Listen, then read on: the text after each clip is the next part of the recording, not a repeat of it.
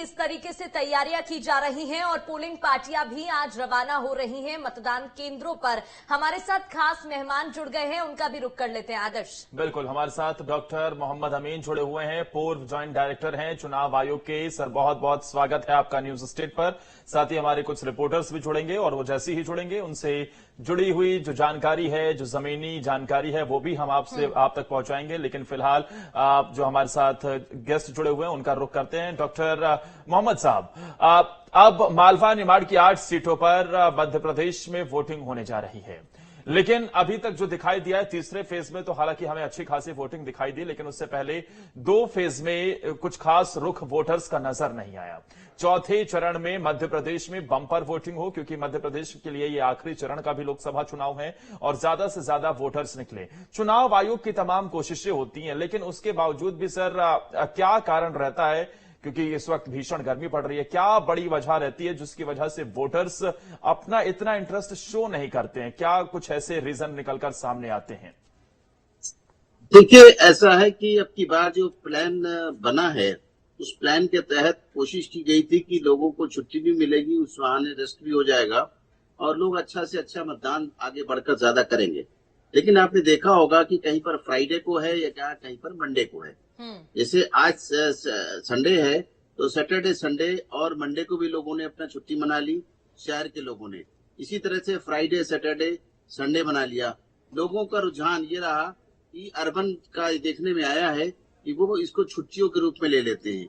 ये महापर्व है इलेक्शन का, इसमें ज्यादा से ज्यादा उनको मतदान करना चाहिए, लेकिन इसकी जगह वो छुट्टियां मना लेते हैं। दूसरी बात, ये मौसम का भी सवाल है, गर्मी है। और जहां तक सवाल है, गर्मी में भी हमारे यहाँ सुबह 7 बजे से मतदान होता है, शाम को 6 बजे तक।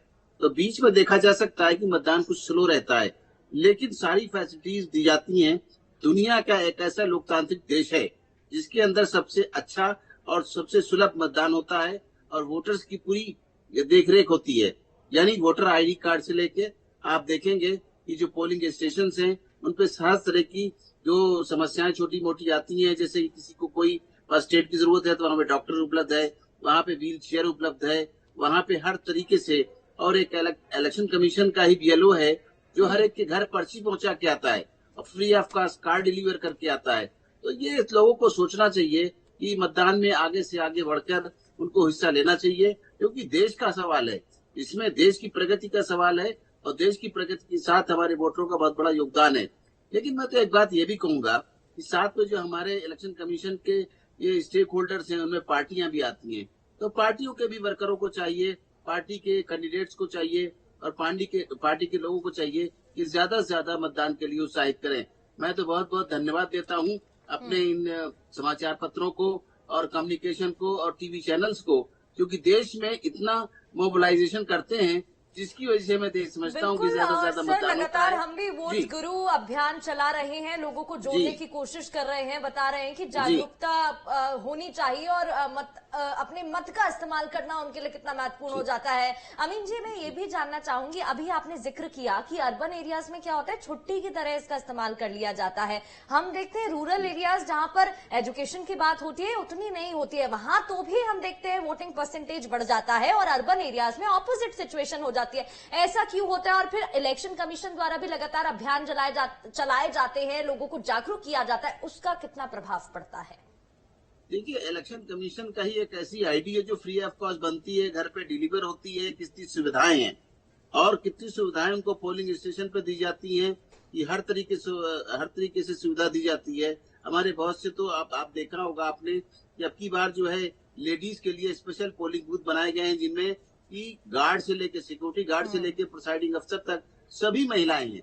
इसलिए महिलाओं को भी कुछ प्रॉब्लम नहीं होनी चाहिए, जहां तक वो निकल के आगे मतदान करें। इसमें तो मैं समझता हूं कि समाज के पड़ोसियों को, आगे जो हमारे समाज में रह रहे हैं, सोसाइटीज में, इन सबको चाहिए कि सब लोग एक दूसरे को उत्साहित करें और उनको आगे लेके आए। मैं तो समझता हूं जो हमारे यूथ है, इंडिया का यूथ है, जो अब की बार आपको देखने को मिलेगा 97 करोड़ में कितना बड़ा योगदान है यूथ का, लेडीज का और जेंट्स का। तो यूथ जो है हमारे, उनको भी चाहिए कि अपने अभिभावकों को, अपने समाज के लोगों को जागरूक करें और आगे से आगे लेकर आए। इसमें देखिए, इसमें कोई एक्चुअली क्या है, हमारे देश में इसके लिए कोई ऐसा प्रावधान नहीं है कि उनको दंडित किया जाए, इसलिए क्योंकि ये एक समाज में लग के मिल के काम करने का है और समाज के उत्थान के लिए है। तो अपने प्रतिनिधित्व को चुनना है, इसमें कोई दंड देने की कोई आवश्यकता नहीं है, बल्कि उनको प्यार से कहा जाता है। जबकि इलेक्शन कमीशन हर स्तर पर, बूथ लेवल से लेके जिले स्तर तक सभी को ये एजुकेट करता है। हमारा स्वीप सेक्शन है इलेक्शन कमीशन ऑफ इंडिया का, जो हमेशा लगा रहता है सालों साल कि किस तरह से वोटर परसेंटेज बढ़ाया जाए, लोगों को शिक्षित किया जाए। लेकिन देखने में आया है कि शहरी मतदाता जो है थोड़ा उदासीन रहता है कि डाल देंगे वोट चल के, सुबह नहीं जाता है। मैं तो कहता हूं कि सबसे पहले जलपान करने से पहले मतदान होना चाहिए और लोगों को एक दूसरे को भी साथ लेके जाना चाहिए। इवन मॉर्निंग वॉक पे भी जाते हैं तो सुबह 7 बजे हमारा पोलिंग स्टेशन खुल जाता है, तो मॉर्निंग वॉक करके सबसे पहले मतदान करिए, उसके बाद घर को जाइए। इतनी अच्छी बात है कि टहलना का टहलना हो जाएगा।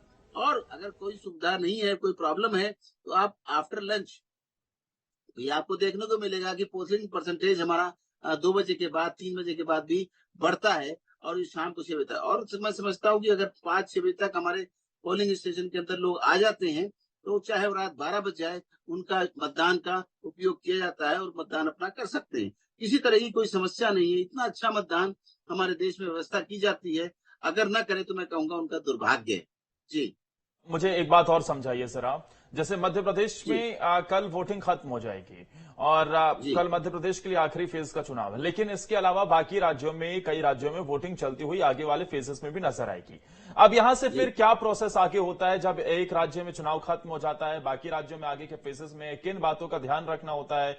और हर किसी के लिए, चाहे कोई पॉलिटिकल पार्टी हो या फिर हम मीडिया के लोग हों या फिर बाकी लोग जो कि कम्युनिकेशन के माध्यम से लोगों तक जानकारी पहुंचाते, किस किस चीज का विशेष तौर पर ध्यान यहां से रखा जाना चाहिए जब एक राज्य में लोकसभा के चुनाव खत्म हो रहे हैं, बाकी राज्यों में लेकिन आगे फेजेस में होने हैं?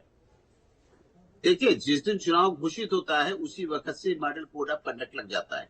जहां तक आचार संहिता का सवाल है, पूरे देश में लागू है जब तक ये पूरी नहीं हो जाएगी। ये तो असेंबली में होता है कि जिस स्टेट का इलेक्शन खत्म हो गया वहां पे जो है रिलैक्स हो जाता है, लेकिन नहीं, आप देखेंगे कि हमारा इतना बड़ा देश है और उसकी भौगोलिक स्थिति ऐसी है, तो जो हमारे पास यहाँ फोर्सेज होती हैं या जो स्टाफ होते हैं, ऑब्जर्वर्स वगैरह, वो दूसरी जगह ट्रांसफर हो जाते हैं। ऑब्जर्वर्स वो वहां का काम देखते हैं, दूसरी स्टेट का। इसीलिए इतने फेजेस में इलेक्शन किया जाता है, जिसको लोग कहते हैं कि ऑब्जेक्शन करते हैं। हमारे पास इतना इंफ्रास्ट्रक्चर नहीं है इलेक्शन कमीशन के पास, ना ही इतने अधिकारी हैं। आप अपनी बात सर पूरी करिएगा, अमीन जी, आपके पास लौटेंगे, लेकिन इस बीच हमारे संवाददाता भी अलग अलग जगहों से